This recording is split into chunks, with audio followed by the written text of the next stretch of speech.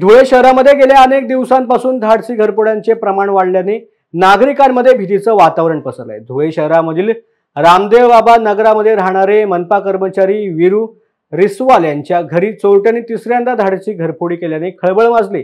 रिसवाल हे कार्यक्रमाच्या निमित्ताने संपूर्ण परिवारासह भावाकडे गेले असताना चोरट्यांनी बंद घरामध्ये घुसून कपाटामध्ये ठेवलेले सोन्याचे दागिने आणि रोकड असा जवळपास 6 ते 7 लाखांचा ऐवज चोरलाय। घटनेची माहिती मिळाल्यानंतर आझादनगर पोलिसांनी तपास सुरू केलाय। मेरा नाम रेखा विजय सिसवाल। मेरे घर में ये तीसरी बार चोरी हुई।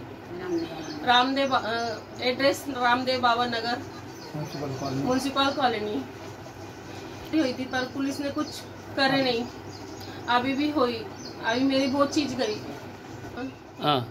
कैश 20,000 था, एक सोने का नेकलेस, सोने का गंठन था और एक लंबा गंठन था, कान के थे, 2 अंगठी, एक तोले की, चांदी की पायल थी 30 तोले की और ब्रेसलेट थे, 2 ब्रेसलेट थे। क्या क्या था मैं भूल गई। अंगठी सबकी है मेरे पास में। ये पावते पड़ी पावते की पूरी कमला ज्वेलर्स से बनाए ले।